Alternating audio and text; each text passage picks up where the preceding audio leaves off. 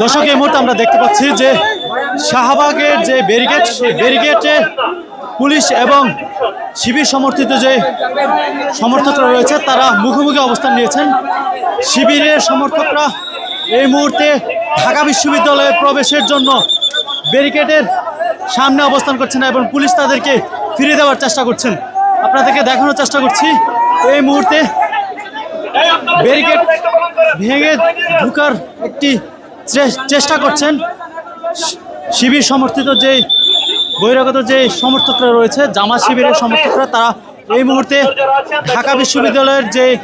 প্রবেশমুখ, সে প্রবেশমুখের অবস্থান করছেন, যেটি শাহবাগ থানার সামনে অবস্থান করছেন। শাহবাগ থানায় আইন শৃঙ্খলা বাহিনী বহিরাগতদের প্রবেশের জন্য ব্যারিকেড দিয়ে রেখেছেন এবং ব্যারিকেড ভেঙে এই মুহূর্তে জামাত শিবিরের যে সমর্থকরা বাইরে অবস্থান করছেন তারা ভিতরে ঢুকার একটি চেষ্টা এই মুহূর্তে করছেন এবং পুলিশ এই মুহূর্তে সতর্ক অবস্থানে রয়েছেন এবং তারা যারা সমর্থক রয়েছে তাদেরকে ভিতরে প্রবেশ না করার জন্য তাদেরকে বাধা প্রদান করছেন এবং আমরা দেখতে পাচ্ছি এই মুহূর্তে পুলিশের বাধার মুখে জামাত শিবিরের যে সমর্থকরা এই মুহূর্তে রয়েছে এখানে তারা পিছু হটে যাচ্ছে।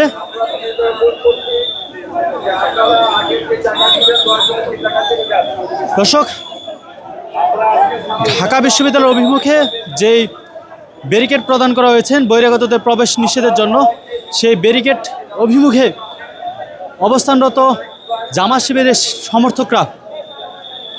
একটি স্লোগানের মাধ্যমে, মিছিলের মাধ্যমে প্রবেশ করার চেষ্টা করছিলেন এবং পুলিশ তাদেরকে পিছু হটিয়ে দিচ্ছেন।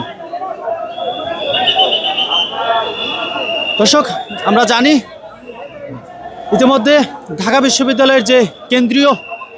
ছাত্র সংসদ তথা ডাকসুর ফলাফল, সে ফলাফল বিভিন্ন কেন্দ্রে, বিশেষ করে হল কেন্দ্রগুলোতে ফলাফল প্রকাশ হয়েছে এবং কেন্দ্রীয়ভাবে যে অফিসিয়ালি যে ফলাফল সেটি এখনও ঘোষণা হয়নি। এর মধ্যে আমরা দেখতে পাচ্ছি যে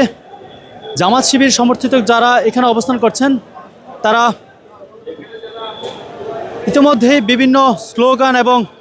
তাদের সেজদার মাধ্যমে যে শুকরিয়া জ্ঞাপনের যে কর্মসূচি সেগুলো পালন করছেন এবং এখানে তারা মিছিলের স্লোগানে উত্তাল করে তুলছেন এবং তারপর এই মুহূর্তে জামাত শিবিরের যে সমর্থকরা তারা ঢাকা বিশ্ববিদ্যালয়ের ভিতরে ঢোকার চেষ্টা করছিলেন এবং আইন শৃঙ্খলা বাহিনী তথা পুলিশ তাদেরকে সতর্কতাভাবে সরিয়ে দিয়েছেন এবং পূর্বের অবস্থানে তাদেরকে আবার ফিরে যেতে বাধ্য করেছেন। আমরা দেখতে পাচ্ছি পুলিশ এই মুহূর্তে সতর্ক অবস্থানে রয়েছেন।